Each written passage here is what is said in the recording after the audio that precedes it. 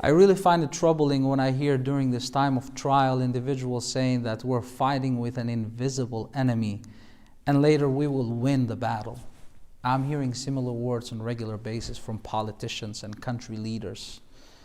And also another group that I find them troubling are some religious leaders who are convinced and try to convince the others that the spread of the coronavirus is a punishment from God. First, let me say a few words to those who consider the virus a war and mention that we will win against this pandemic. You see, everything good or bad comes from God. Muslim believers view everything as a test or trial from God, including good health, weak health, poverty, richness, and even life and death. This is mentioned in the Quran in Surah Al-Mulk, where God says, الَّذِي خَلَقَ الْمَوْتَ وَالْحَيَاةَ لِيَبْلُوَكُمْ أَيُّكُمْ أَحْسَنُ عَمَلًا. He who created death and life to test you as to which of you is best indeed. So the virus for the Muslim believers is not an enemy, but a test. And the one who sends this test is not an enemy, but the Creator. And we do not fight with our Creator, but we submit in peace. As a matter of fact, any sickness that strikes the Muslim believer purifies him or her from the sins. And the greater the pain or suffering is, the more forgiveness is bestowed to the Muslim believer. If the believer passes away from that sickness, that person passes away as a martyr. And martyrs, they have a high station with their Creator in heaven. Our beloved Prophet Muhammad, peace and blessings be upon him, said, no fatigue, nor disease, nor sorrow, nor sadness, nor hurt, nor distress befalls a Muslim, even if it were the prick he receives from a thorn, but that God expiates some of his sins for that.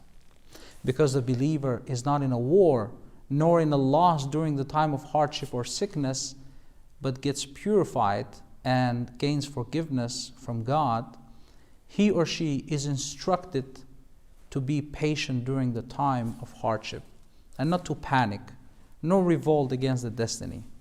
Our beloved Prophet Muhammad, peace and blessings be upon him, mentioned, عَجَبًا لِأَمْرِ الْمُؤْمِنِ إِنَّ أَمْرَهُ كُلَّهُ لَهُ خَيْرٌ وليس ذلك لأحد إلا لمؤمن إن أصابته سراء شكر فكان خيرا له وإن أصابته ضراء صبر فكان خيرا له. رواه Muslim. This hadith comes to us from Suhaib, may God be pleased with him, who mentioned that the Messenger of God, may the peace and blessings be upon him, said, how wonderful is the case of a believer. There is good for him in everything. And this applies only to a believer. If prosperity attends him, he expresses gratitude to God, and that is good for him.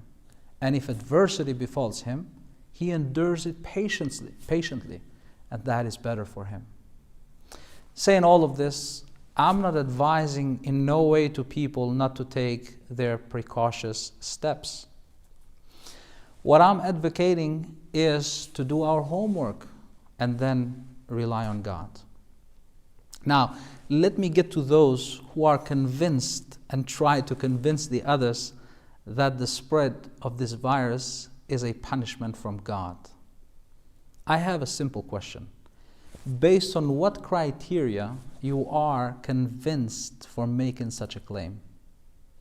People who assert such statements show little understanding of God they have.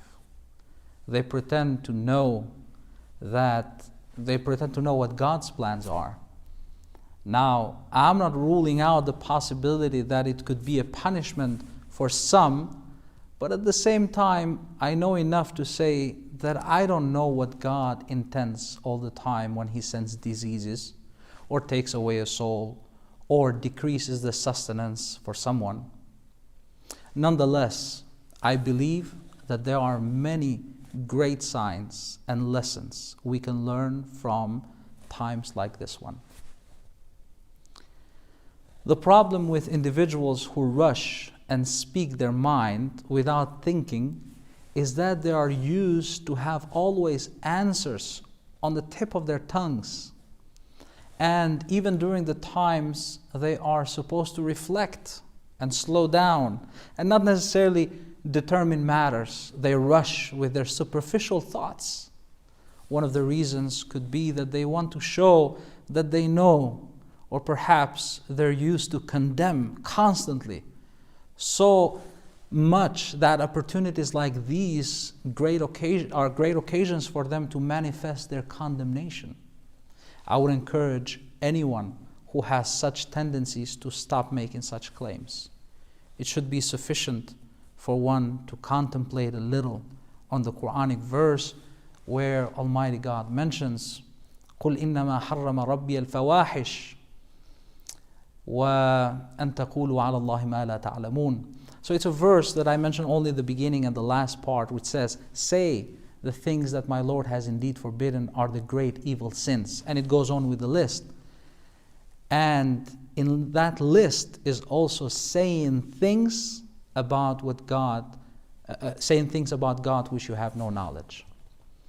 Next time we will talk about lessons to learn from the spread of coronavirus, COVID-19. Until then, may God strengthen your heart and preserve you and your loved ones. Ameen. Wassalamu alaikum wa rahmatullah.